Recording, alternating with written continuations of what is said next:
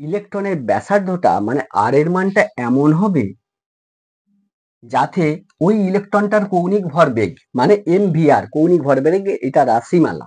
MVR হচ্ছে কৌণিক ভরবেগের রাশিমালা। যাতে ইলেকট্রনের কৌণিক ভরবেগ মানে ব্যাসার্ধের মানটা এমন হবে যাতে ইলেকট্রনের কৌণিক ভরবেগ h/2π এর সরল গুণিতক হয়, অর্থাৎ এমভিআর ভ্যারিজাস h/2π। তাহলে এটাকে একটু ক্যালকুলেশন যদি করি, তাহলে এমভিআর এটা সমান কত, nh/2π। এইটা হচ্ছে আমাদের নিলস বোর অ্যাটমিক মডেলের যে ফার্স্ট মডেল। এখানে এই যে ইকুয়েশনটা একটা গুরুত্বপূর্ণ ইকুয়েশন, তোমরা এটা একটু জেনে থাকবে। আচ্ছা, এখানের মধ্যে কতগুলো জিনিস একটু বুঝে নাও। এমটা কি বলছে, এমটা হচ্ছে মাস অফ ইলেকট্রন, ইলেকট্রনের ভর হচ্ছে আমাদের এম, যে ইলেকট্রনটা ঘুরছে সেই ইলেকট্রনের ভর। ভিটা কি, ভি হচ্ছে ভেলোসিটি অফ ইলেকট্রন, ইলেকট্রনটা ঘুরছে তো কত গতিবেগে ঘুরছে সেই গতিবেগের মান হচ্ছে ভি। আর কি, আরটা কি, আরটা হচ্ছে রেডিয়াস অফ ইলেকট্রন, অর্থাৎ নিউক্লিয়াস থেকে ইলেকট্রনটার দূরত্ব, সেটা হচ্ছে আর, এটা হচ্ছে ব্যাসার্ধ।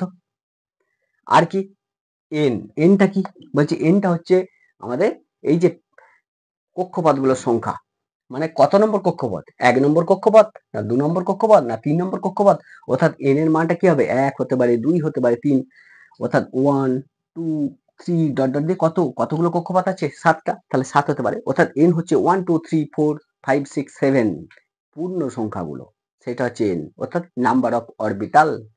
এইচ হচ্ছে প্ল্যাঙ্ক কনস্ট্যান্ট, তোমরা জানো এইচ এর মানটা, এটা 6.626 ইন্টু 10⁻⁻27 এত কি না আর্ক সেকেন্ড।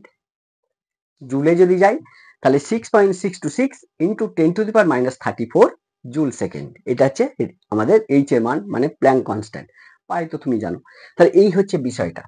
হ্যালো এভরিওয়ান, যে চ্যাপ্টারটা চলছে সেটা হচ্ছে অ্যাটমিক মডেল বা পরমাণুর গঠন, একটা অত্যন্ত গুরুত্বপূর্ণ একটা চ্যাপ্টার, যেটা ক্লাস 9, ক্লাস 10, ক্লাস 11 এ কেমিস্ট্রিতে আছে, ক্লাস 12 অর্থাৎ নিট পরীক্ষা যারা দেবে তাদের ক্ষেত্রে একটা গুরুত্বপূর্ণ চ্যাপ্টার।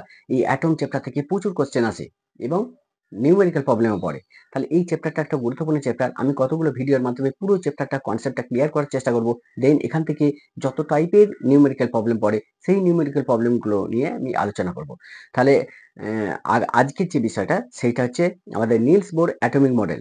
নিলস বোর রাদারফোর্ডের পরমাণু মডেলে কতগুলো ত্রুটি ছিল। বিজ্ঞানী রাদারফোর্ড 1911 খ্রিস্টাব্দে অ্যাটম সম্পর্কে একটা মডেল দিয়েছিলেন আলফা কণার বিক্ষেপণ পরীক্ষার মাধ্যমে। সেই পরীক্ষাটা আমি দেখিয়ে দিয়েছিলাম, করে দিয়েছিলাম, আগের ভিডিওতে আছে। এই অ্যাটমিক মডেলে রাদারফোর্ডে কতগুলো ত্রুটি ছিল। মেন যে ত্রুটিটা ছিল সেটা কি না, পরমাণুর স্থায়িত্ব রাদারফোর্ডের অ্যাটমিক মডেল ব্যাখ্যা করতে পারেনি। কারণটা কি, রাদারফোর্ড কি বলেছিল সেইটা একটু জাস্ট আলোচনা। দেখো রাদারফোর্ড কি বলেছিল, বলছে পরমাণুকে যদি একটা গোলক হিসেবে ধরো এরকম, তাহলে পরমাণুকে যদি একটা গোলক হিসাবে ধরো, এর ঠিক কেন্দ্রে আছে কি না প্রোটন, মানে পজিটিভ আধান, যে স্থানটাকে বলেছে নিউক্লিয়াস। কারণ রাদারফোর্ড নিজে নিউক্লিয়াসের ধারণা দিয়েছে। নিউক্লিয়াসটা কি না, পরমাণুর অভ্যন্তরে ঠিক মাঝখানে একটা ক্ষুদ্র জায়গা, যে স্থানটার মধ্যে সমস্ত প্রোটন গুলো একসঙ্গে কনসেন্ট্রেট অবস্থায় থাকে, সেই স্থানটাকে বলা হচ্ছে আমাদের নিউক্লিয়াস। রাদারফোর্ড বলেছিল। রাদারফোর্ডের সময় কিন্তু নিউটন আবিষ্কার হয়নি, অর্থাৎ রাদারফোর্ড কি করেছিল না, নিউটনটা আবিষ্কার করেছিল কি রাদারফোর্ডেরই স্টুডেন্ট স্যাডউইক।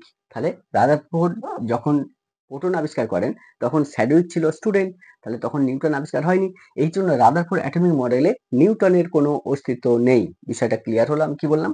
তার রাদারফোর্ড অ্যাটমিক মডেলের মূল বিষয়টা কি ছিল, ও দেখিয়েছিল যে একটা পরমাণুকে যদি একটা গোলক হিসেবে ধরো, তাহলে পরমাণুর ঠিক কেন্দ্রে একটা ক্ষুদ্র জায়গা আছে, যে জায়গাটার মধ্যে সমস্ত পজিটিভ আধান মানে প্রোটনগুলো কনসেন্ট্রেট অবস্থায় থাকে, মানে জমাটবদ্ধ অবস্থায় থাকে, সেই স্থানটাকে বলেছে নিউক্লিয়াস। আর ইলেকট্রনগুলো কি, ইলেকট্রনগুলো বিভিন্ন বৃত্তাকার কক্ষপথে পরিভ্রমণ করে। তাহলে রাদারফোর্ডের অ্যাটমিক মডেল অনুযায়ী ইলেকট্রনগুলো কিন্তু বিভিন্ন বৃত্তাকার কক্ষপথে পরিভ্রমণ করে। তাহলে ইলেকট্রনগুলো বিভিন্ন বৃত্তাকার কক্ষপথে পরিভ্রমণ করে, একটা বৃত্তাকার কক্ষপথ, একটা বৃত্তাকার কক্ষপথ, একটা বৃত্তাকার। তাহলে এইরকম বিভিন্ন কক্ষপথে, বৃত্তাকার কক্ষপথে ইলেকট্রনগুলো পরিভ্রমণ করে। তো বিজ্ঞানী ম্যাক্সওয়েল একটা তড়িৎচুম্বকের তরঙ্গ তত্ত্ব দিয়েছিল।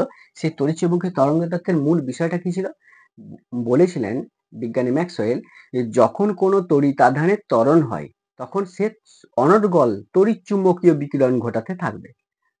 কি বলছে বিজ্ঞানী ম্যাক্সওয়েল, যখন কোনো তড়িতাধানের ত্বরণ হয়, আচ্ছা নিউক্লিয়াসকে কেন্দ্র করে কে ঘুরছে না ইলেকট্রন। ইলেকট্রন কোন ধর্মী ইলেকট্রন হচ্ছে নেগেটিভ তড়িৎধর্মী। দেখো ইলেকট্রন হচ্ছে নেগেটিভ তড়িৎধর্মী, তাহলে ইলেকট্রন নেগেটিভ তড়িৎ আধান এ ঘুরছে। রাদারফোর্ডের অ্যাটমিক মডেল অনুযায়ী ইলেকট্রনগুলো কোন দিকে ঘোরে? অ্যান্টি ক্লকওয়াইজ ঘোরে, অর্থাৎ ঘড়ির কাঁটার বিপরীত দিকে ঘুরছে। তাহলে ইলেকট্রন নেগেটিভ আধানযুক্ত কণা, ইলেকট্রন নিউক্লিয়াসকে কেন্দ্র করে ঘুরছে, তার মানে কি ইলেকট্রনের একটা অভিকেন্দ্র ত্বরণ সৃষ্টি হয়েছে। ম্যাক্সওয়েলের তড়িৎচুম্বকীয় তরঙ্গ তত্ত্ব কি বলছে? বলছে যখন কোনো তড়িতাধানের ত্বরণ হয়, এখানে তড়িতাধানটা কে? না নেগেটিভ আধানগ্রস্ত কণা মানে ইলেকট্রন, এর ত্বরণ হয়েছে কারণ এই ঘুরছে মানে কি একটা অভিকেন্দ্র ত্বরণ আছে, তখন ওই তড়িতাধান সর্বদা তড়িৎচুম্বকীয় তরঙ্গ বিকিরণ ঘটাবে।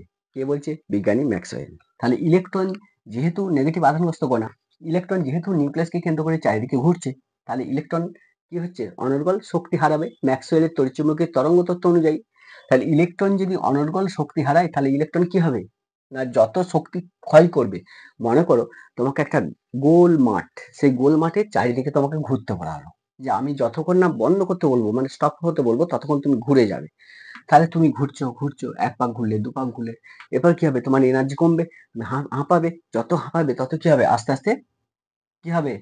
না সেন্টারের দিকে যেতে থাকবে, অর্থাৎ আর পুরোটা ঘুরতে পারবে? ঘুরতে পারবে না। এবার ঘোরাটা কি হবে? না এই যে পরিধিটা কমতে থাকবে, পরিধিটা কমতে থাকবে, পরিধি কমে কমে কমে কমে কমে কমে একসময় কি হবে? নিউক্লিয়াসের কাছে, অর্থাৎ তুমি সেন্টারে যেয়ে দাঁড়িয়ে যাবে। মানে তোমার যত শক্তি ক্ষয় হবে তত তুমি কি হবে? সেন্টারের দিকে চলে যাবে, অর্থাৎ তোমার ব্যাসার্ধটা কমতে থাকবে। ঠিক সেম সিস্টেম আমাদের ম্যাক্সওয়েলের তড়িৎচুম্বকের তত্ত্ব অনুযায়ী যে ইলেকট্রন অনর্গল শক্তি হারাতে থাকবে, যেহেতু ইলেকট্রন তড়িৎগ্রস্ত কণা এবং ইলেকট্রন ত্বরণ আছে, তাহলে ইলেকট্রন যদি অনর্গল শক্তি হারায় তাহলে ইলেকট্রন কি হবে? না ইলেকট্রন নিউক্লিয়াসের দিকে আসতে থাকবে, এইভাবে আসতে থাকবে, নিউক্লিয়াসের দিকে আসতে থাকবে, নিউক্লিয়াসের দিকে আসতে থাকবে, নিউক্লিয়াসের দিকে এসে এসে এই যে পথটা, এই পথটাকে হচ্ছে স্পাইরাল পথ। তাহলে ইলেকট্রন গুলো যত শক্তি হারাতে থাকবে তত ইলেকট্রন থেকে নিউক্লিয়াসের যে দূরত্ব তার ব্যাসার্ধটা কমতে থাকবে, কমতে কমতে কমতে কমতে একসময় নিউক্লিয়াসের উপর এসে ইলেকট্রন আছড়ে পড়বে। এই হচ্ছে আমাদের ম্যাক্সওয়েলের তড়িৎচুম্বকীয় তত্ত্ব অনুযায়ী আমাদের রাদারফোর্ড অ্যাটমিক মডেলের ব্যাখ্যা। অর্থাৎ ইলেকট্রন যদি নিউক্লিয়াসের উপর আছড়ে পড়ে তাহলে এই পরমাণু গঠনটা থাকবে? থাকবে না। বাস্তবিক পক্ষে কি এরকম হয়? ইলেকট্রন গুলো তো আমাদের নিউক্লিয়াসের উপর এসে আছড়ে পড়ে না, ইলেকট্রন যে কক্ষপথগুলোয় থাকে সেই কক্ষপথে চিরদিন ঘুরতে থাকে। তাহলে রাদারফোর্ড এই মডেলটা এই পরমাণুর যে স্থায়িত্ব এইটা কিন্তু ব্যাখ্যা করতে পারেনি। তাহলে রাদারফোর্ড কোথাও একটা ভুল বলছে, মানে এই হচ্ছে আমাদের এই ভুলটাই হচ্ছে পরমাণুর স্থায়িত্বটা ব্যাখ্যা করতে পারেনি, এইটাই হচ্ছে রাদারফোর্ড মডেলের মূল ত্রুটি। বিষয়টা ক্লিয়ার হলো আমি কি বলতে চাইলাম? সেকেন্ড যে ত্রুটি, পরমাণু রেখা বর্ণালী উৎপন্ন করে, এই রেখা বর্ণালী উৎপাদনের কারণটা ব্যাখ্যা করতে পারেনি রাদারফোর্ডের অ্যাটমিক মডেল। সেই রেখা বর্ণালী জিনিসটা কি একটু একবার দেখা যাক। রেখা বর্ণালী জিনিসটা কি একটু বোঝো। দেখো এইটা মনে করো একটা বায়ুশূন্য একটা কাঁচের নল, তাহলে এটা একটা কি নেওয়া হয়েছে? একটা বায়ুশূন্য একটা কাঁচের নল নেওয়া হলো, এই নলের মধ্যে দুটো তড়িৎদ্বার প্রবেশ করানো হলো। তাহলে বায়ুশূন্য একটা কাঁচের নলের মধ্যে দুটো তড়িৎদ্বারকে এখানে প্রবেশ করা হয়েছে। এর মধ্যে কি করা হলো? লো প্রেসার কি নেওয়া হচ্ছে? Low pressure, low pressure, low pressure এবং হাই ভোল্টেজ কি নেওয়া হচ্ছে? High voltage, high volt. তাহলে লো প্রেসার এবং হাই ভোল্টেজে কিছু পরিমাণ হাইড্রোজেন গ্যাসকে এর মধ্যে ঢুকিয়ে নেওয়া হলো। তাহলে একটা বায়ুশূন্য কাঁচের নল, এই নলের মধ্যে দুটো তড়িৎদ্বার, একটা ক্যাথোড একটা অ্যানোড। বুঝতেই পারছো? অ্যানোডটা কি হয়? অ্যানোডটা হয় পজিটিভ, আর ক্যাথোডটা কি হয়? না ক্যাথোড হয় নেগেটিভ। তাহলে ক্যাথোড হয় নেগেটিভ, অ্যানোড হয় পজিটিভ। তাহলে এটা হচ্ছে অ্যানোড। তাহলে একটা বায়ুশূন্য কাঁচের নল, এই নলের মধ্যে দুটো তড়িৎদ্বারকে প্রবেশ করানো হয়েছে, একটা ক্যাথোড একটা অ্যানোড। মানে ব্যাটারির পজিটিভ যার সঙ্গে যোগ করবো সেটা হয়ে গেল অ্যানোড, ব্যাটারির নেগেটিভ যার সঙ্গে যোগ করবো সেটা হয়ে গেল ক্যাথোড। বিষয়টা ক্লিয়ার হয়েছে? এবার দেখো এই যে বায়ুশূন্য কাঁচের নলটা, এর মধ্যে কি নেওয়া হয়েছে? না সামান্য পরিমাণ হাইড্রোজেন পরমাণু। কি নেওয়া হলো? সামান্য পরিমাণ হাইড্রোজেন অ্যাটম, হাইড্রোজেন যার সংখ্যা হচ্ছে 1H1। তাহলে সামান্য পরিমাণ হাইড্রোজেন পরমাণু নেওয়া আছে, ওই পরিমাণটা কম গ্যাসের, এই জন্য এটাকে লো প্রেসার বলা হচ্ছে, লো প্রেসার। আর হাই ভোল্টেজ, হাই ভোল্টেজ যখন প্রয়োগ করা হলো তখন এর মধ্যে কি হবে? না ইলেকট্রিসিটি পাস হয়ে যাবে। তাহলে এই হাইড্রোজেন পরমাণু তখন আয়নিত হয়ে যাবে, হয়ে ইলেকট্রিসিটিটা তখন পাস করে দিবে। এই ইলেকট্রিসিটি পাস করে দিবে মানে কি? বলছে হাইড্রোজেন পরমাণু কি হবে? উদ্দীপিত হবে, উদ্দীপিত হয়ে তড়িৎচুম্বকীয় তরঙ্গ বিকিরণ করতে থাকবে। তাহলে কি হবে? উদ্দীপিত হয়ে তড়িৎচুম্বকীয় তরঙ্গ বিকিরণ করতে থাকবে, মানে ইলেকট্রোম্যাগনেটিক রেডিয়েশন ঘটাবে। এই ইলেকট্রোম্যাগনেটিক রেডিয়েশনটাকে যদি বর্ণালী বীক্ষণ যন্ত্রে রাখা প্রিজমের মধ্যে পাঠানো যায়, মানে এটাকে যদি আমি একটা বর্ণালী বীক্ষণ যন্ত্রে রাখা প্রিজমের মধ্যে পাঠাই, তাহলে দেখব যে এই ইলেকট্রোম্যাগনেটিক রেডিয়েশনটা কি হচ্ছে না, এখান দেখো এটা যদি পাঠাই তাহলে এটা 4টে অংশে ভাগ হয়ে যাচ্ছে। এখন 4টে অংশে ভাগ হয়ে যাচ্ছে বর্ণালী বীক্ষণ যন্ত্রে রাখা প্রিজমের মধ্যে যদি এই রেডিয়েশনটাকে আমি পাঠাই। এইটা এখানে যদি আমি একটা পর্দা রাখি, এখানে মনে করো একটা পর্দা রাখা হলো, তাহলে পর্দায় কি পাওয়া যাবে, এখানে একটা বর্ণ পাওয়া যাচ্ছে, কালার পাওয়া যাচ্ছে, আবার এখানে একটা কালার পাওয়া যাচ্ছে, আবার এখানে একটা কালার পাওয়া যাচ্ছে, আবার এখানে একটা কালার পাওয়া যাচ্ছে। দেখো কালার গুলো কোথায় পাওয়া যাচ্ছে, এই সব জায়গাগুলোই কিন্তু কালার পাওয়া যাচ্ছে। কোথায়, এখানে একটা পাওয়া গেল, এখানে একটা পাওয়া গেল, এখানে একটা পাওয়া গেল, এখানে একটা পাওয়া গেল, মাঝের গুলো কিন্তু পাওয়া যাচ্ছে না, বুঝতে পারছো? তাহলে এই যে মাঝে এখানে কি থাকছে, এখানে অন্ধকার, এখানটাও অন্ধকার, এখানটাও অন্ধকার, তাহলে একটা আলো একটা অন্ধকার, মাঝখানটা অন্ধকার, আবার আলো, মাঝখানটা অন্ধকার, আবার আলো, মাঝখানটা অন্ধকার, এই ধরনের যে বর্ণালী, এই বর্ণালীটাকে বলেছে আমাদের ডিসকন্টিনিউয়াস স্পেকট্রাম বা বিচ্ছিন্ন বর্ণালী। তাহলে এটা কে তৈরি করলো, হাইড্রোজেন পরমাণু। তাহলে এই বর্ণালীগুলোকে বলছে বিচ্ছিন্ন বর্ণালী, বা এই বর্ণালীগুলোকে বলছে রেখা বর্ণালী বা ডিসকন্টিনিউয়াস স্পেকট্রাম। কন্টিনিউয়াস স্পেকট্রামের এক্সাম্পল কি হবে, বলছে তুমি যদি এখানে সাদা আলোটাকে পাঠাতে, মনে করো এখানে যদি সাদা আলো পাঠাও, সাদা আলো পাঠাতে, তাহলে কি হতো, সাদা আলো পাঠালে সে ভিবজিওরটা তৈরি হতো, মানে বিনিয়া সহকোলা, মানে প্রত্যেকটা গায়ে গায়ে লেগে থাকবে এরকম, তাহলে এরকম 7টা বর্ণ পেতাম। দেখো প্রত্যেকটা গায়ে গায়ে লেগে থাকবে। তাহলে ভিবজিওরের ক্ষেত্রে আমরা কি জানি, না ভিবজিওরের ক্ষেত্রে যেটা হয় যে আলোগুলো, মানে আলোর বর্ণগুলো, কালারগুলো যদি পরপর গায়ে গায়ে লেগে থাকে, মাঝে কোনো গ্যাপ থাকবে না, সেই ধরনের যে বর্ণালী বা সেই ধরনের যে স্পেকট্রাম, সেই স্পেকট্রামটাকে বলা হচ্ছে কন্টিনিউয়াস স্পেকট্রাম বা নিরবিচ্ছিন্ন বর্ণালী। তাহলে নিরবিচ্ছিন্ন বর্ণালী বিষয়টা বোঝা গেল, কি বলতে চাইলাম, যে বর্ণগুলো মানে ওই কালারগুলো যদি পরস্পর লেগে থাকে, মানে জুড়ে থাকে, যেমন রামধনু, তাই কি তৈরি হয় না, আমাদের কন্টিনিউয়াস বর্ণালী বা নিরবিচ্ছিন্ন বর্ণালী তৈরি হয়, রামধনুতে দেখা যায়, দেখবে রামধনুর যে রংগুলো থাকে ভিজিওর, এই ভিজিওর গুলো কিন্তু পরস্পর গায়ে গায়ে লেগে থাকে। তাহলে এই ধরনের, মানে মাঝে কোনো গ্যাপ থাকবে না, সাদা আলো পাঠালে এটাই হবে, মাঝে কোনো গ্যাপ থাকবে না, সাদা আলোতে নিরবিচ্ছিন্ন বর্ণালী পাওয়া যায়। কিন্তু হাইড্রোজেন কর্তৃক উৎপন্ন যেটা হচ্ছে, এই রেডিয়েশনটা থেকে যদি আমি একটা বর্ণালী বীক্ষণ যন্ত্রে রাখা প্রিজমের মধ্যে পাঠাই, তাহলে দেখতে পাবো যে এখানে কিন্তু ওই নিরবিচ্ছিন্ন বর্ণালী পাওয়া গেল না, কি পাওয়া যাচ্ছে, কিছুটা বর্ণ পাওয়া গেল, একটা বর্ণ পাওয়া গেল। হাইড্রোজেনের ক্ষেত্রে কি পাওয়া যায় বলতো, হাইড্রোজেনের ক্ষেত্রে যেটা পাওয়া যায়, এখানে যে বর্ণটা পাওয়া যায় সেটা হচ্ছে লাল, তারপরে কি পাওয়া যাবে, নীলাভ সবুজ, নীলাভ সবুজ, তারপরে কি বর্ণ পাওয়া যাবে, এই কালারটা এটা হচ্ছে নীল বর্ণ, এটা পাওয়া যাবে নীল পাবো, লাস্টেরটা কি পাবো, বেগুনি পাবো। তাহলে এইরকম পাবো 4টে, মাঝগুলো কি পাবো, এইগুলো অন্ধকার অন্ধকার অন্ধকার, আবার অন্ধকার অন্ধকার অন্ধকার, আবার অন্ধকার অন্ধকার অন্ধকার, মানে এগুলো কিন্তু পরস্পর লেগে থাকবে না। এই যে লেগে না থাকলে এই যে বর্ণগুলো পাচ্ছি না, একটা কালার, তারপরে কি পাচ্ছি, আবার অন্ধকার, আবার কালার, আবার অন্ধকার, আবার কালার, আবার অন্ধকার, এই যে এইগুলোকে বলছে ডিসকন্টিনিউয়াস স্পেকট্রাম, এগুলোকে বলছে রেখা বর্ণালী। এই রেখা বর্ণালী উৎপাদনের কারণ কিন্তু রাদারফোর্ডের অ্যাটমিক মডেল ব্যাখ্যা করতে পারেনি। এই দুটো মেন ত্রুটি ছিল, একটা হচ্ছে এই রেখা বর্ণালী উৎপাদনের কারণ আমাদের রাদারফোর্ড অ্যাটমিক মডেল ব্যাখ্যা করতে পারেনি, আর 2 নম্বর যেটা, সেটা হচ্ছে আমাদের পরমাণু স্থায়িত্বটা ব্যাখ্যা করতে পারেনি রাদারফোর্ডের অ্যাটমিক মডেল। তাহলে 1911 সালে যে রাদারফোর্ড মডেল দিয়েছিলেন তাতে কিন্তু এই দুটো মেন ছিল, এছাড়া তো আনুষঙ্গিক ছিল অনেকগুলোই। যাই হোক, তার ঠিক 2 বছর পর 1913 সালে ডেনমার্কের বিজ্ঞানী নিলস বোর রাদারফোর্ডের এই পরমাণু মডেলের যে ত্রুটিগুলো ছিল সেই ত্রুটিগুলো সংশোধন করেন, কিসের সাহায্যে, ম্যাক্স প্ল্যাঙ্কের কোয়ান্টাম থিওরির সাহায্যে, যাকে বলা হচ্ছে বোরের পরমাণু মডেল বা রাদারফোর্ড বোরের পরমাণু মডেল, মানে দুটো একসঙ্গে অনেক সময় জুড়ে দেওয়া হয়। কারণ নিলস বোর কিন্তু রাদারফোর্ডের যে পরমাণুর গঠনটা, রাদারফোর্ড কি বলেছিল, নিউক্লিয়াসকে কেন্দ্র করে ইলেকট্রনগুলো বিভিন্ন বৃত্তাকার কক্ষপথে পরিভ্রমণ করে, নিলস বোর ওইটাকেই অ্যাকসেপ্ট করেছিল। মানে নিলস বোর কি বললো, বলছে নিউক্লিয়াসকে কেন্দ্র করে ইলেকট্রনগুলো বিভিন্ন বৃত্তাকার কক্ষপথেই পরিভ্রমণ করে, এই গঠনটাকে যেহেতু নিয়ে নিয়েছিল, তাই এই মডেলটাকে অনেক সময় বোর রাদারফোর্ড মডেল হিসাবে ধরা হয়। কিন্তু কতগুলো শর্ত তিনি আরোপ করেছিলেন, সেই শর্তগুলো কি ছিল, রাদারফোর্ড পরমাণু মডেলে যে ভুলগুলো ছিল সেই ভুলগুলো দূর করার জন্য নিলস বোর কতগুলো শর্ত আরোপ করেছিলেন, সেই শর্তগুলো মেনলি 3টে ছিল। সেই তিনটে শর্তের ফার্স্ট যে কন্ডিশন সেটা একটু দেখা যাক। রাদারফোর্ড পরমাণু মডেলে কি বলেছিলেন বিজ্ঞানী রাদারফোর্ড, যে এটা যদি একটা অ্যাটম হয়, এর ঠিক মাঝখানে আছে নিউক্লিয়াস, বুঝতেই পারছো, নিউক্লিয়াসের মধ্যে আছে প্রোটন, নিউটন, যেহেতু রাদারফোর্ড অ্যাটমিক মডেল বা নিলস বোরের অ্যাটমিক মডেলে নিউটন আবিষ্কার হয়নি, হ্যাঁ নিউটনের কথা আসছে না। ইলেকট্রনগুলো বিভিন্ন বৃত্তাকার কক্ষপথে পরিভ্রমণ করে, কে বলেছিল?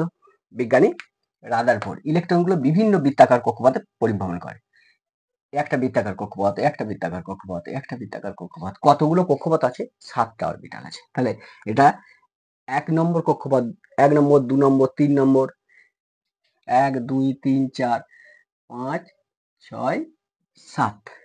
তাহলে দেখো ভালো করে বলছে নিউক্লিয়াসকে কেন্দ্র করে ইলেকট্রনগুলো বিভিন্ন বৃত্তাকার কক্ষপথে, এখানে ইলেকট্রন আছে, থাকবে, কতগুলো থাকছে আমি সেটা বার করছি না, যাই হোক এখানে ইলেকট্রনগুলো থাকবে। তাহলে বিভিন্ন বৃত্তাকার কক্ষপথে ইলেকট্রনগুলো পরিভ্রমণ করে আমাদের রাদারফোর্ড মডেল অনুযায়ী। নিলস বোর এখানে একটু শর্ত আরোপ করলো, বিজ্ঞানী নিলস বোর কি বললো? বলছে নিউক্লিয়াসকে কেন্দ্র করে ইলেকট্রনগুলো বৃত্তাকার পথেই ঘোরে, যে কোনো বৃত্তাকার কক্ষপথে পরিভ্রমণ করবে না, ইলেকট্রনগুলো কতগুলো স্পেশাল কক্ষপথে পরিভ্রমণ করবে, এই হচ্ছে একটা কন্ডিশন দিল। তাহলে বিভিন্ন বৃত্তাকার কক্ষপথে, মানে যে কোনো বৃত্তাকার কক্ষপথে পরিভ্রমণ করবে না, নিউক্লিয়াসকে কেন্দ্র করে ইলেকট্রনগুলো বৃত্তাকার কক্ষপথেই পরিভ্রমণ করবে, কিন্তু যে কোনো বৃত্তাকার কক্ষপথে পরিভ্রমণ করবে না। নিউক্লিয়াস থেকে ইলেকট্রনের দূরত্ব, এই যে নিউক্লিয়াস থেকে ইলেকট্রনের দূরত্ব যেটাকে বলা হচ্ছে আমাদের কি, নিউক্লিয়াস থেকে ইলেকট্রনের দূরত্ব মানে কি, এটা রেডিয়াস, ব্যাসার্ধ, মানে ইলেকট্রনের ব্যাসার্ধ। দেখো নিউক্লিয়াস থেকে ইলেকট্রন দূরত্ব মানে ব্যাসার্ধ, এটার ক্ষেত্রে যদি ধরি এটা হচ্ছে ব্যাসার্ধ। তাহলে নিউক্লিয়াস থেকে ইলেকট্রন দূরত্ব অর্থাৎ ইলেকট্রনের ব্যাসার্ধ, মানে ব্যাসার্ধকে ইংলিশে কি বলেছে? রেডিয়াস, প্রথম অক্ষরটা আর, ওই জন্যই আর ধরেছি আমি। তাহলে ইলেকট্রনের ব্যাসার্ধটা এমন হবে যাতে এই কক্ষপথে বা ওই নির্দিষ্ট কক্ষপথে ইলেকট্রনের কৌণিক ভরবেগ, যেটাকে বলছে mvr, তাহলে ইলেকট্রনের কৌণিক ভরবেগ h/2π এর সরল গুণিতক হয়। এই হচ্ছে আমাদের কন্ডিশন আরোপ করলো আমাদের বিজ্ঞানী নিলস বোর। তাহলে রাদারফোর্ড কি বলেছিল? নিউক্লিয়াসকে কেন্দ্র করে ইলেকট্রনগুলো যে কোনো বৃত্তাকার কক্ষপথে পরিভ্রমণ করে। নিলস বোর বললেন কি? বলছে নিউক্লিয়াসকে কেন্দ্র করে ইলেকট্রনগুলো বৃত্তাকার কক্ষপথেই পরিভ্রমণ করে, কিন্তু যে কোনো বৃত্তাকার কক্ষপথে পরিভ্রমণ করে না, বিশেষ কতগুলো বৃত্তাকার কক্ষপথে পরিভ্রমণ করে। তাহলে মানুষ সেগুলোকে চিনবে কি করে? তাই বললো যে ইলেকট্রনের ব্যাসার্ধটা মানে আর এর মানটা এমন হবে যাতে ওই ইলেকট্রনটার কৌণিক ভরবেগ মানে mvr, কৌণিক ভরবেগ, এটা রাশিমালা, mvr হচ্ছে কৌণিক ভরবেগের রাশিমালা, যাতে ইলেকট্রনের কৌণিক ভরবেগ মানে ব্যাসার্ধের মানটা এমন হবে যাতে ইলেকট্রনের কৌণিক ভরবেগ h/2π এর সরল গুণিতক হয়, অর্থাৎ mvr ভ্যারিজাস h/2π। তাহলে এটাকে একটু ক্যালকুলেশন যদি করি, তাহলে mvr এটা সমান কত? nh/2π। এইটা হচ্ছে আমাদের নিলস বোর অ্যাটমিক মডেলের যে ফার্স্ট মডেল। এখানে এই যে ইকুয়েশনটা একটা গুরুত্বপূর্ণ ইকুয়েশন, তোমরা এটা একটু জেনে থাকবে। আচ্ছা, এখানের মধ্যে কতগুলো জিনিস একটু বুঝে নাও। এমটা কি বলছে? এমটা হচ্ছে মাস অফ ইলেকট্রন, ইলেকট্রনের ভর হচ্ছে আমাদের এম, যে ইলেকট্রনটা ঘুরছে সেই ইলেকট্রনের ভর। ভিটা কি? ভি হচ্ছে ভেলোসিটি অফ ইলেকট্রন, ইলেকট্রনটা ঘুরছে তো কত গতিবেগে ঘুরছে সেই গতিবেগের মান হচ্ছে ভি। আর কি? আরটা কি? আরটা হচ্ছে রেডিয়াস অফ ইলেকট্রন, অর্থাৎ নিউক্লিয়াস থেকে ইলেকট্রনটার দূরত্ব, সেটা হচ্ছে আর, এটা হচ্ছে ব্যাসার্ধ। আর কি? এন, এনটা কি? বলছি এনটা হচ্ছে আমাদের এই যে কক্ষপথগুলোর সংখ্যা, মানে কত নম্বর কক্ষপথ, 1 নম্বর কক্ষপথ না 2 নম্বর কক্ষপথ না 3 নম্বর কক্ষপথ, অর্থাৎ এন এর মানটা কি হবে? 1 হতে পারে, 2 হতে পারে, 3, অর্থাৎ 1 2 3 ডট ডট দিয়ে কতগুলো কক্ষপথ আছে? 7টা, তাহলে 7 হতে পারে, অর্থাৎ এন হচ্ছে 1 2 3 4 5 6 7 পূর্ণ সংখ্যাগুলো, সেটা হচ্ছে এন, অর্থাৎ নাম্বার অফ অরবিটাল। এইচ হচ্ছে প্ল্যাঙ্ক কনস্ট্যান্ট, তোমরা জানো এইচ এর মানটা, এটা 6.626 ইন্টু 10⁻⁻27 এত কি না আর্ক সেকেন্ড। জুলে যদি যাই তাহলে 6.626 ইন্টু 10⁻⁻34 জুল সেকেন্ড। এটা হচ্ছে আমাদের এইচ এর মান, মানে প্ল্যাঙ্ক কনস্ট্যান্ট। পাই তো তুমি জানো। তাহলে এই হচ্ছে বিষয়টা। রাদারফোর্ড অ্যাটমিক মডেলটাকে এইভাবে তিনি সংশোধন করলেন নিলস বোরের আমাদের বিজ্ঞানী, ডেনমার্কের বিজ্ঞানী নিলস বোর 1913 সালে। বিষয়টা ক্লিয়ার হয়েছে? নিলস বোর যেহেতু এই ইকুয়েশনটা দিয়েছে, তাহলে এই ইকুয়েশন থেকে কিন্তু আমি ইলেকট্রনের ভর যদি জানি এবং ব্যাসার্ধ যদি জানি, আমি ইলেকট্রনের গতিবেগ এখানে বের করতে পারবো। ইলেকট্রনের ব্যাসার্ধ যেগুলো রাদারফোর্ড অ্যাটমিক মডেল থেকে বের করা যায়নি, ইলেকট্রনের গতিবেগ বের করা যায়নি, তাহলে ইলেকট্রনের গতিবেগ এখান থেকে আমি বের করতে পারবো। ইলেকট্রনের ব্যাসার্ধ মানে নিউক্লিয়াস থেকে ইলেকট্রনটা কত দূরে আছে সেটা আমি বের করতে পারবো। আর এখানে আরো অনেকগুলো ছোট ছোট জিনিস জানা যাবে, যেমন আমাদের রিড বা কনস্ট্যান্টের ভ্যালু কত এটা জানতে পারবো, এই সমস্ত বিষয়। তাহলে এখান থেকে আমি দুটো জিনিস বের করতে পারবো, একটা হচ্ছে ইলেকট্রনের ভেলোসিটি, একটা হচ্ছে ইলেকট্রনের ব্যাসার্ধ। তাহলে এইটা একটু অনেকটা সংশোধন হয়ে গেল। 2 নম্বর যে মডেলটা, মানে নিলস বোরের অ্যাটমিক মডেলের 2 নম্বর স্বীকার্যটা কি? না 2 নম্বর স্বীকার্য মানে নাম্বার 2 স্বীকার্য। 2 নম্বর স্বীকার্য, 2 নম্বর স্বীকার্যটা কি বললেন? 2 নম্বর স্বীকার্যটা তিনি বলেন, বলছে ইলেকট্রনগুলো এই যে নির্দিষ্ট কক্ষপথগুলো যখন পরিভ্রমণ করবে তখন তারা কোনো শক্তি শোষণ করবে না, বর্জনও করবে না। 2 নম্বর স্বীকার্যের মূল এটাই। নিলস বোরের ফার্স্ট মডেল থেকে কি পেলাম? যে ইলেকট্রনগুলো বিশাল কতগুলো কক্ষপথে পরিভ্রমণ করে, যে কোনো বৃত্তাকার কক্ষপথে পরিভ্রমণ করে না, ব্যাস। সেকেন্ডটাতে কি বললেন? বলছে এই যে স্পেশাল কক্ষপথগুলোই যখন ইলেকট্রনগুলো পরিভ্রমণ করবে মানে ঘুরবে নিউক্লিয়াসকে কেন্দ্র করে, এই যে স্পেশাল কক্ষপথগুলো যখন ঘুরবে তখন তারা কোনো শক্তি শোষণ করবে না, তারা কোনো শক্তি বর্জনও করবে না। এই যে কন্ডিশনটা বলছে, এই নির্দিষ্ট কক্ষপথগুলোতে যে কক্ষপথগুলো ইলেকট্রনের কৌণিক ভরবেগ NH/2π এর সমান, এই নির্দিষ্ট কক্ষপথগুলোতে যখন ইলেকট্রনগুলো পরিভ্রমণ করবে তখন তারা কোনো শক্তি শোষণও করবে না আর শক্তি বর্জনও করবে না। তাহলে ইলেকট্রন যদি কোনো শক্তি শোষণ না করে বা কোনো শক্তি বর্জন না করে যতক্ষণ ঘুরবে, তাহলে ইলেকট্রনের শক্তিটা কি ফিক্স থাকবে। তাহলে ইলেকট্রনের শক্তি যদি ফিক্স থাকে তাহলে ইলেকট্রন চিরদিন নিউক্লিয়াসকে কেন্দ্র করে ঘুরতে থাকবে, অর্থাৎ পরমাণুর স্থায়িত্বটা আর নষ্ট হবে না। বিষয়টা ক্লিয়ার হলো? অর্থাৎ পরমাণু যে অস্তিত্বটা বা স্থায়িত্বটা সেটা সুন্দরভাবে ব্যাখ্যা করা গেল আমাদের নিলস বোরের আমাদের অ্যাটমিক মডেল থেকে। 2 নম্বর স্বীকার্যের মূল বিষয়টা ছিল এইটা, যে এই স্পেশাল কক্ষপথগুলো যখন ইলেকট্রনগুলো পরিভ্রমণ করবে তখন তারা কোনো শক্তি শোষণ করবে না, তারা কোনো শক্তি বিকিরণও করবে না। তাই এই যে কক্ষপথগুলোই দেখো, এই কক্ষপথটা ঘোরার জন্য, যেমন এই যে কক্ষপথ কটা আছে? 7টা কক্ষপথ আছে। প্রথম কক্ষপথটাকে 1 ধরা হয়, দ্বিতীয় কক্ষপথটাকে 2 ধরা হয়, 3 নম্বর কক্ষপথ 3 ধরা হয়, 4 নম্বর কক্ষপথটাকে 4 ধরা হয়, 5 নম্বরটাকে 5 ধরা হয়, 6 নম্বর কক্ষপথ 6 ধরা হয়, 7 নম্বর কক্ষপথটাকে 7 ধরা হয়। দেখে যেহেতু এটা ফার্স্ট অরবিটাল, অনেক সময় এই কক্ষপথগুলোর নাম দেওয়া হয়, তোমরা ক্লাস লোয়ার ক্লাসে পড়েছো 7 8 এ। ফার্স্টের যে কক্ষপথ এটা কে ধরা হয়, তারপর থেকে এল ধরা হয়, তারপর থেকে এম, এন, ও, পি, কিউ, মনে পড়ছে? প্রথম কক্ষপথটাকে একটা নাম্বারিং করা হয়। 1 নম্বর কক্ষপথ মানে n সমান 1, দ্বিতীয় কক্ষপথ মানে কি n সমান 2, তৃতীয় কক্ষপথ মানে কি n সমান 3, 4 নম্বর কক্ষপথ মানে কি n সমান 4, 5 নম্বর কক্ষপথ সমান কি n সমান 5, 6 নম্বর কক্ষপথ মানে n সমান 6, 7 নম্বর কক্ষপথ মানে n সমান 7। এই যে 1 2 3 4 5 6 7 এই যে নাম্বারগুলো না, এই সংখ্যাগুলোকে বলছে মুখ্য কোয়ান্টাম সংখ্যা বা প্রিন্সিপাল কোয়ান্টাম নাম্বার। মনে পড়ছে? এর আগের দিন আমি দেখিয়েছিলাম, সেই হচ্ছে এটা। তাহলে ইলেকট্রনগুলো যখন একটা নির্দিষ্ট কক্ষপথে পরিভ্রমণ করে, মনে করো এই কক্ষপথে কোনো ইলেকট্রন ঘুরছে, তখন এই ইলেকট্রনটার শক্তিটা কি থাকবে? না ধ্রুবক থাকবে, মানে নির্দিষ্ট। মানে এই ইলেকট্রনটা ঘোরার জন্য যে সমস্ত টোটাল যে এনার্জিটা দরকার, সেই এনার্জিটাই হচ্ছে এই কক্ষপথের শক্তি। ঠিক আছে? আমি কি বললাম? কক্ষপথের শক্তি। এই কক্ষপথগুলোকে বলছে সুস্থির কক্ষপথ। কেন সুস্থির বলা হয়? বলছে একটা নির্দিষ্ট কক্ষপথে ইলেকট্রনটা ঘোরার জন্য যে পরিমাণ এনার্জি লাগবে মানে দরকার, সেই এনার্জিটাকে বলা হচ্ছে এই কক্ষপথের শক্তি। বিষয়টা ক্লিয়ার? মনে করো 5 নম্বর কক্ষপথে একটা ইলেকট্রন ঘুরতে চাইছে, তাহলে এই 5 নম্বর কক্ষপথে ইলেকট্রনটা ঘোরার জন্য যে পরিমাণ এনার্জি দরকার, শক্তি দরকার, সেই শক্তিটাই হচ্ছে 5 নম্বর কক্ষপথের শক্তি। তাহলে এই 5 নম্বর কক্ষপথের শক্তি মানে এই কক্ষপথে ঘোরার জন্য ইলেকট্রন যে পরিমাণ এনার্জি লাগবে, সেই শক্তিটা হচ্ছে এই কক্ষপথের শক্তি। অ্যাকচুয়ালি ইলেকট্রনগুলো শক্তি মানে কক্ষপথের কোনো শক্তি থাকে না, তাহলে কক্ষপথটার কোনো শক্তি নাই।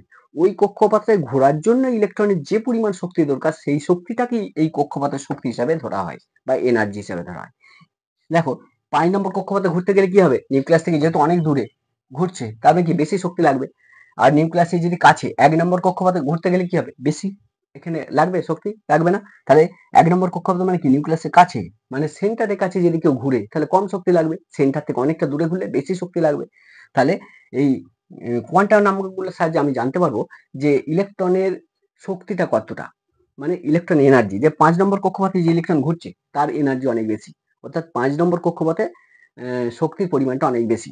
আবার 1 নম্বর কক্ষপথে যে ঘুরছে তার শক্তির পরিমাণটা অনেক কম। তাহলে এইভাবে এই মুখ্য কোয়ান্টাম সংখ্যাগুলোর সাহায্যে আমি জানতে পারবো যে পরিমাণটা কোথায় বেশি। তাহলে শক্তির ক্রম অনুযায়ী যদি সাজানো যায় তাহলে দেখা যাবে যে কে কক্ষের এনার্জি সবচেয়ে কম, মানে এটা যেহেতু সেন্টারের কাছে আছে, তারপরে এল, তারপরে এম, তাহলে এইভাবে যাবে।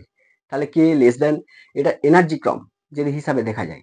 তাহলে এই হচ্ছে আমাদের আমাদের বিজ্ঞানী আমাদের নিলস বোরের সেকেন্ড যে স্বীকার্য, যে এই কক্ষপথগুলো যখন ইলেকট্রনগুলো ঘুরবে তারা কোনো শক্তি শোষণ করবে না, বর্জন করবে না। তাহলে শক্তি যদি শোষণ না করে, বর্জন যদি না করে, তাহলে নিউক্লিয়াসের উপর আজকে এসে পড়ছে না, অর্থাৎ পরমাণু তার স্থায়িত্বটা বজায় রাখলো।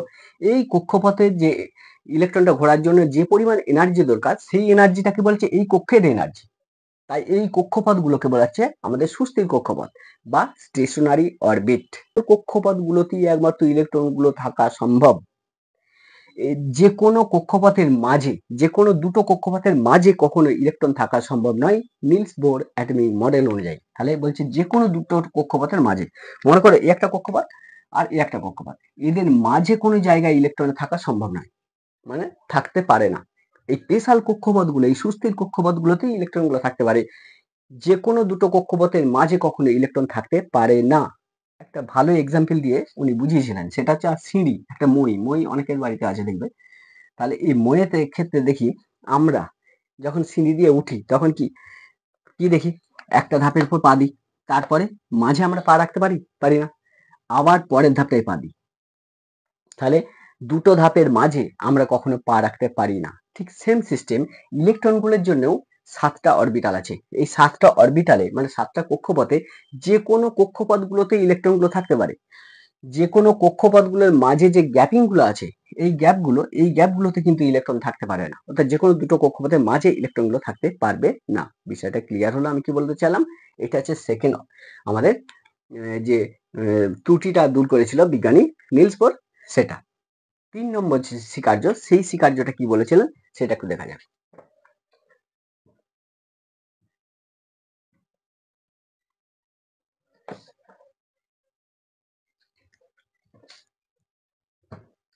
এবার আমি আসছি যে 3 নম্বর যে স্বীকার্য, নীল বোর্ডের 3 নম্বর স্বীকার্য, সেটা কি ছিল? নাম্বার 3, 3 নম্বরটা কি ছিল দেখো।